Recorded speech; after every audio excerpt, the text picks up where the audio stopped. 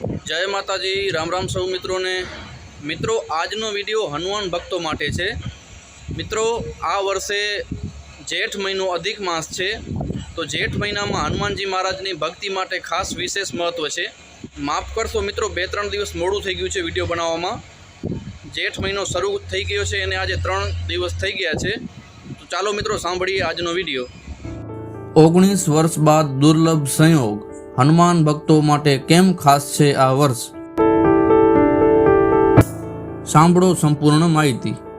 આ વર્ષે જેઠ મહિનો 2 મે થી શરૂ થાય છે અને 29 જૂન સુધી ચાલુ રહેશે। આ સમયગાળા દરમિયાન અધિક માસ આવવાને કારણે આ મહિનો 59 દિવસ સુધી ચાલશે, જેમાં ભક્તોને આ સમય દરમિયાન ભગવાન હનુમાનની પૂજા માટે કુલ 8 મંગળવાર મનાવવાની તક મળશે। આ દુર્લભ સંયોગ 19 વર્ષ બાદ થવાનો છે, જે છેલ્લે 2007માં થયો હતો। આ સમયગાળો હનુમાનજીના ભક્તો માટે કેમ છે, ચાલો જાણીએ આગળ।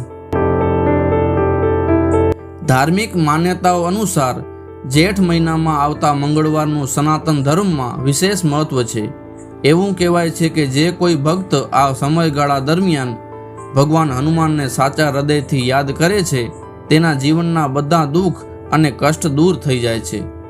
હવે આપણે જાણીએ કે આ મહાન મંગળવાર ક્યારે આવશે અને આ શુભ સમય દરમિયાન કયા ધાર્મિક વિધિઓ પાળવી જોઈએ। વર્ષ 2026માં જેઠ મહિનામાં આવતા મંગળવાર। પ્રથમ મંગળવાર આવશે 5 મે 2026ના, બીજો મંગળવાર 12 મે 2026ના, ત્રીજો મંગળવાર 19 મે 2026ના, ચોથો મંગળવાર 26 મે 2026ના, પાંચમો મંગળવાર 2 જૂન 2026ના, છઠ્ઠો મંગળવાર 9 જૂન 2026ના, સાતમો મંગળવાર 16 જૂન 2026ના અને આઠમો મંગળવાર 23 જૂન 2026ના આવશે। હવે આપણે જાણીએ કે આ શુભ દિવસે આપણે શું શું કરવું જોઈએ। હનુમાનજીની પૂજા કરવી, સુંદરકાંડ અને હનુમાન ચાલીસાનો પાઠ કરવો, વ્યક્તિએ ચણા અને શરબતનો પ્રસાદ વહેંચવો જોઈએ, હનુમાનજીને સિંદૂર ચોળી અને ચમેલીનું તેલ અર્પણ કરવું, હનુમાન મંદિરે દર્શન કરવા ખાસ જવું। જેઠ મહિનામાં આવતા મંગળવારને મહાન મંગળવાર અથવા બુઢવા મંગળ કેમ કહેવામાં આવે છે, તે અંગે 2 પૌરાણિક કથાઓ વ્યાપકપણે પ્રચલિત છે। એવું માનવામાં આવે છે કે આ મહિનામાં ભગવાન હનુમાન પ્રથમ વખત ભગવાન રામને મળ્યા હતા, જેથી આ મહિનો ભગવાન હનુમાનને ખૂબ પ્રિય માનવામાં આવે છે।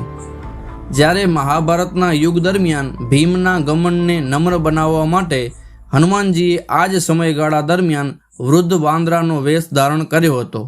આ કારણોસર આ પ્રસંગ બુઢવા મંગળ તરીકે પણ ઓળખાય છે। મિત્રો વિડીયો પસંદ આવ્યો હોય તો વિડીયોને લાઈક કરી દેજો અને કોમેન્ટમાં જય હનુમાનજી મહારાજ લખીને તમારા મિત્રોને આ વિડીયો શેર પણ કરી દેજો।